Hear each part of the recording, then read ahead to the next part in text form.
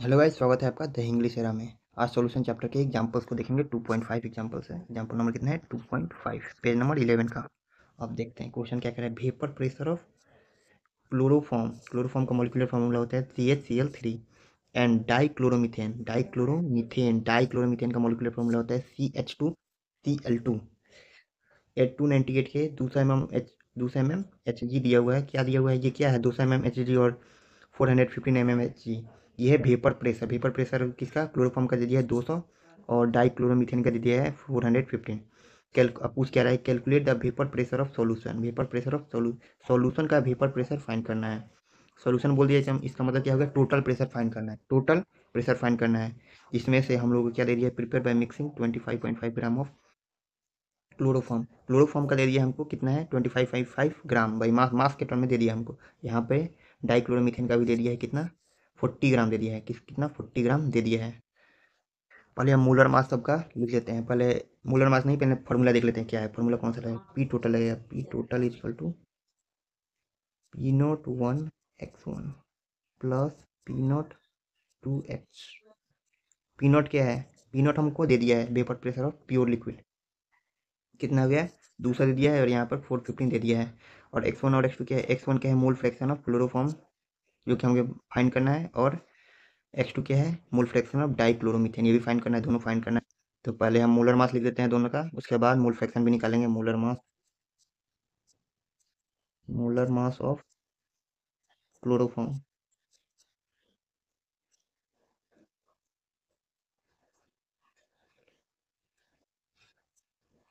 Chloroform क्या हो जाएगा? क्लोरोफॉर्म का मोलिकुलर फार्मूला होता है कितना? CH Cl3। लिखेंगे कार्बन का, लिख देंगे 12 प्लस 1 प्लस 35.5 होता है क्लोरीन का मोलर मास। इंटू में 3 करेंगे क्योंकि 3 यहाँ पे मल्टीप्लाई है। इक्वल टू कितना आ जाएगा? ये आ जाएगा आपका कुछ 119.5 समथिंग आ जाएगा ग्राम मोल इनवर्स। अब इसी प्रकार मोलर मास ऑफ क्या लिखेंगे? डाइक्लोरोमीथेन CH2Cl2 क्या हो जाएगा? ये हो जाएगा 12 प्लस, यहाँ 2 हो जाएगा, डायरेक्ट मैं 2 लिख देता हूँ, प्लस 30.55 इंटू 2 तो हो जाएगा 70 हो जाएगा। ये 82 85 हो जाएगा। हो जाएगा 81 हो जाएगा। ये 81, सॉरी। तो ये हो जाएगा, टोटल हो जाएगा 85 ग्राम मोल इनवर्स। अब मोलर मास तो हमको दे दिया है, मोलर मास हमने देख लिया। अब हमें क्या दिया हुआ है? गिवन मास दे दिया हुआ, मास दिया हुआ हमको। CH Cl3 का मास दे दिया है। कितना दिया है? 25.5 ग्राम। और यहाँ पे मास ऑफ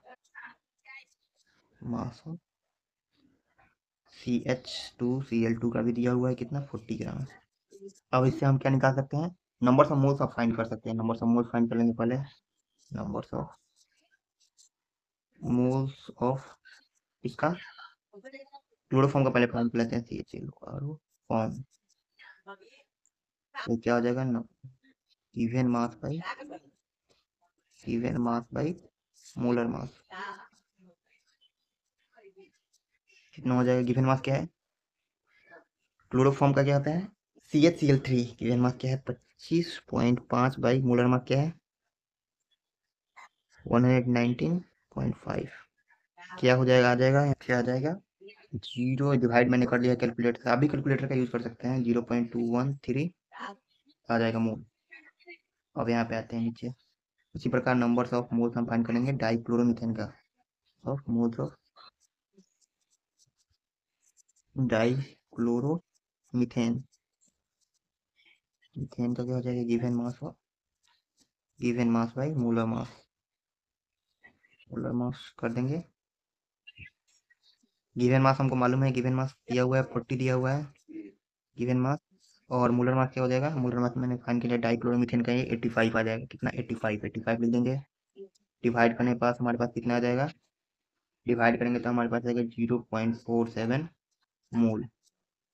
अब हम टोटल मोल्स दोनों को ऐड करके टोटल मोल्स निकाल लेते हैं। टोटल मोल्स कितना हो जाएगा? Total moles equal to 0.47 plus 0.213, दोनों को ऐड करेंगे तो हमारे पास कितना हो जाएगा 0.683 मोल आ जाएगा। अब हम मोल फ्रैक्शन निकाल लेते हैं किसका, क्लोरोफॉर्म का। Mole fraction of chloroform, mole fraction of chloroform क्या हो जाएगा, यहाँ होता है numbers of chloroform, numbers of chloroform by total moles. तो हमने तो numbers of moles of chloroform find कर लिया है। Numbers of moles of chloroform क्या होता है, क्या है, फाइंड किया है 0.31।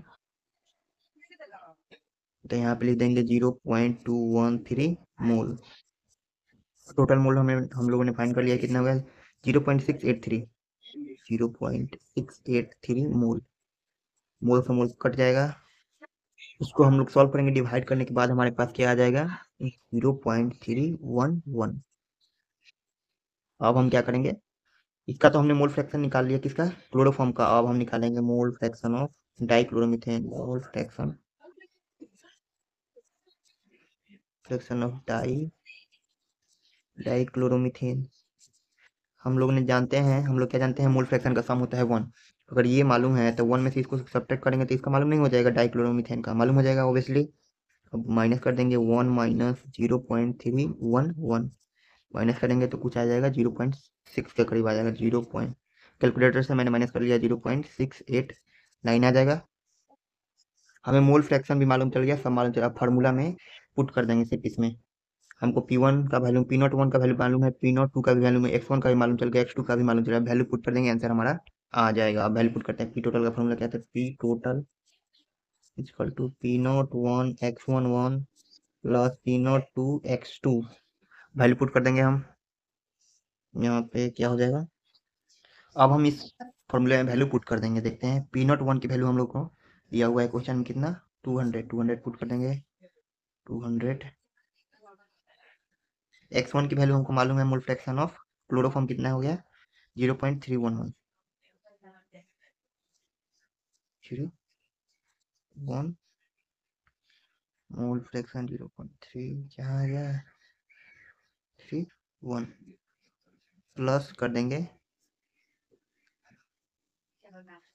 415, सॉरी यहाँ पे फ्रेश लिख देता हूँ, 415 इंटू 0.688 हम कर देंगे, हमने राउंड अप कर दिया है। अब इसको ऐड करेंगे तो हमारे पास कितना आ जाएगा 347.9 mmHg आ जाएगा, जो कि टोटल वेपर प्रेशर हो जाएगा। टोटल वेपर प्रेशर हम लोग को मालूम लग गया। टोटल यहाँ पे लिख देते हैं हम, total vapour pressure of the solution is 347.9 mmHg।